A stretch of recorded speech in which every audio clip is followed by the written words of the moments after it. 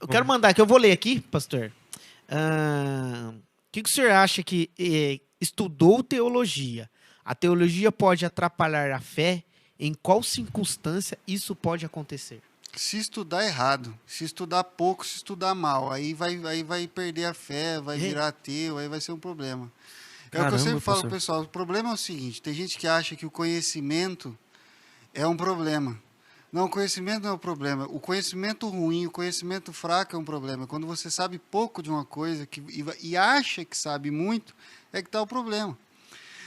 Outro dia eu estava vendo um rapaz falando uma coisa muito interessante. Ele disse o seguinte, ele conhece várias pessoas, é uma pessoa num contexto diferente, uma pessoa vive na Europa. Ele estava dizendo que ele conhece vários amigos dele que se converteram lendo livros como o livro que eu acho que a tradução no português é Deus, uma Ilusão, do Richard Dawkins, que é um ateu famosíssimo, um ateu de YouTube, aí, um cara assim, terrível. E o livro famoso do ateísmo, que é o livro do Bertrand Russell, Por que eu não sou um cristão? Uhum. E ele falou assim, muita gente se converte lendo esses livros dos ateus, gente que não é cristã. Sério? Lê o livro do ateu e fala assim, cara, se o argumento contra o cristianismo é tão fraco assim, eu tenho que me converter. Então, Que loucura! entendeu? A questão é a seguinte, nós estamos acostumados com a mediocridade no conhecimento. Nós estamos acostumados com isso. Então, quando a gente alcança um pouquinho de conhecimento, bateu lá o diploma, aqui eu sou formado, sou bacharel em teologia, eu estudei e tal. Né? Então, a pessoa acha que ela já sabe. Sim. E aí, quando ela se depara com uma refutação, certo? Uma contraposição de alguém que discorda dela e que viu algo que ela não viu, como ela acreditava que sabia tudo e agora ela não tem resposta para aquilo que está sendo colocado diante dela, ela acha, bom, se eu não sei a resposta é porque não existe a resposta, logo esse cara está certo, e aí ela se desvia. Agora, eu acho que o caminho, então, são duas coisas. Primeiro, a gente tem que ter humildade. Talvez eu não saiba a resposta para isso que essa pessoa está falando, mas talvez a resposta exista, então eu preciso estudar mais. Essa humildade é que faz você querer estudar mais, é que faz você fazer o seminário, depois você fazer o mestrado, depois você procurar o doutorado, depois você estudar mais. E se você não quer mestrado, doutorado, nem nada disso, mas faz você querer ler a sua Bíblia todo dia, ler livros novos, porque a verdade é que a maior parte da educação real, a educação que produz conhecimento genuíno, não tem diploma. Correto? Sim. Vamos pensar o seguinte, eu quero que você imagine a seguinte situação. Se o camarada, ele estudou medicina, ele fez medicina, ele estudou, ele tirou 10 em todas as matérias, durante o curso todo, inclusive na parte prática. Foi aprovado com louvor, está aqui o diploma dele. Bom, depois disso, ele foi viajar e vender água de coco na praia e ficou fazendo isso por 25 anos. Nossa. E nunca mais pegou um livro de medicina, nunca mais quis saber de nada. Daqui 25 anos, você está com um problema no coração. E aí você vai lá se atender e esse doutor decidiu voltar à medicina. 25 anos. E ele fala assim, não, eu acho que você está precisando de uma cirurgia.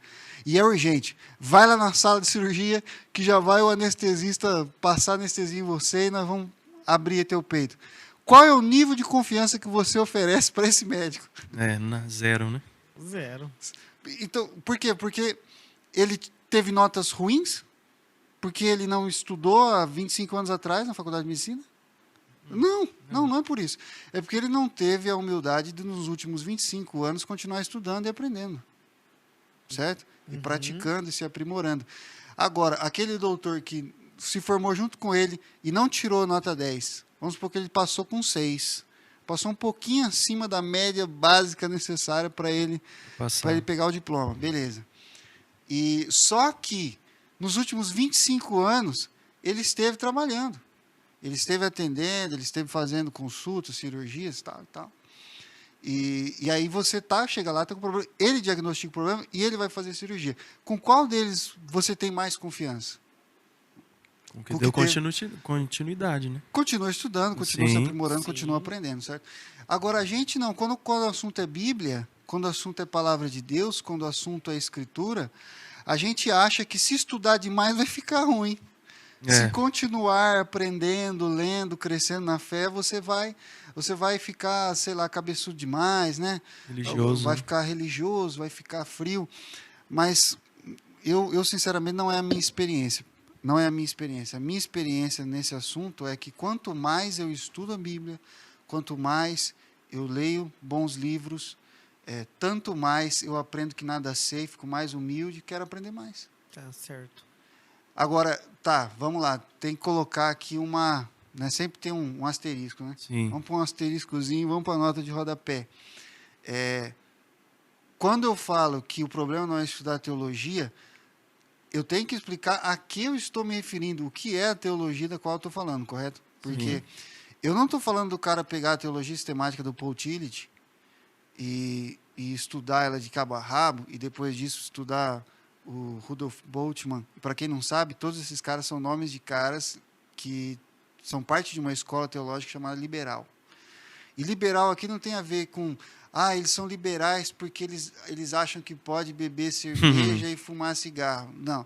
Eles são liberais porque eles acham que a Bíblia não é a palavra de Deus.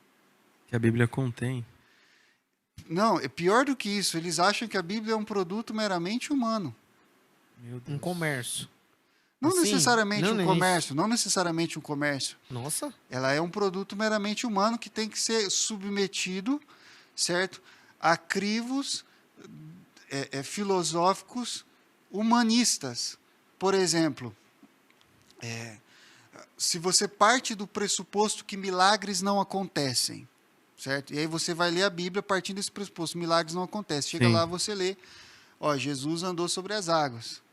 Isso aqui não pode ter acontecido. Porque eu já parto do pressuposto que isso aqui não pode ter acontecido. Não pode ser verdade o que esse cara está falando. Bom, enquanto você está brigando com o fato de Jesus ter andado sobre as águas, você fala assim, não é o maior problema.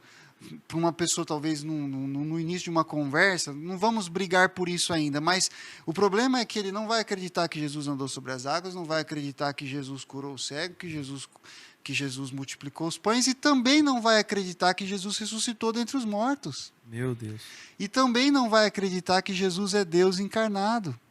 E também não vai acreditar que Maria era virgem.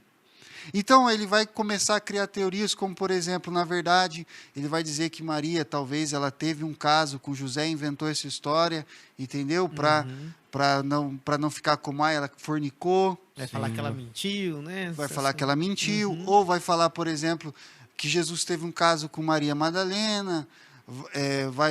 Vai ter esse tipo de ideia. Vai ter todo esse tipo de ideia. Alguns vão propor até coisas como que Jesus tinha caso com o discípulo amado. Por quê? Porque eles partem do pressuposto que a Bíblia não é a palavra de Deus, e eles escrevem livros. E na capa do livro está escrito teologia. E aí você vai ler esse livro, você vai falar, vou estudar teologia, vou ler esse cara aqui, beleza. E aí você morre, você fica destroçado. Porque você foi com o coração aberto achando que ouvia alguém que amava Jesus e, na verdade, você foi ler alguém que odiava o Cristo da Bíblia. E essa pessoa, por não ter um fundamento legal, ela acaba cedendo a um livro desse. Sim. Quando a pessoa ela já está mais educada na palavra de Deus, ela não vai cair em uns contos desses, né, pastor? Por isso que eu falo, quando eu falo, olha, estudo de teologia, eu estou me referindo ao tipo de teologia que é teologia mesmo. Por exemplo, você pegar um livro de teologia, eu vou falar algumas teologias sistemáticas que tem em português. Por exemplo, se o cara falar assim, olha, eu quero ler uma teologia sistemática e eu sou uma pessoa mais reformada, eu sou mais do calvinismo e tal. Cara, você tem umas 5, 6 teologias sistemáticas que vai demorar os próximos 15 anos para você terminar de ler.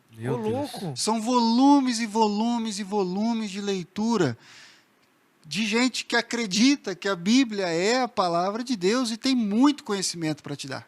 Bacana, legal. Certo? Aí você vai ler, por exemplo, uma teologia sistemática de um Wayne Grudem, você vai ler a teologia sistemática, eu não sei qual mais tem em português, eu acho que o Berkoff tem em português, tá, parte reformada. Você fala assim, não sou reformado, eu gosto mais, assim, eu sou uma pessoa mais Eu acredito numa ideia mais wesleyana, mais arminiana. Tem menos livros em português ainda, infelizmente. Tudo bem. Mas tem. Você pode ler, talvez, o Norman Geisler, um Stanley Horton. Vai demorar, não vai dar 15 anos de leitura, só uns 5, 6. Mas Um ano já acho muito, imagine. Nossa. é a leitura que você vai ter para estudar e Pesquisar, pesquisar. né? E abre e tal. E não é só leitura também, né, pastor? Não adianta nada. Se não tiver uma vida com Deus, uma oração, um jejum ali, você vai se perder. Vamos dizer Exato. desse jeito também, né? Não adianta só estudar teologia e não ir pro céu. Morrer e não ir pro céu.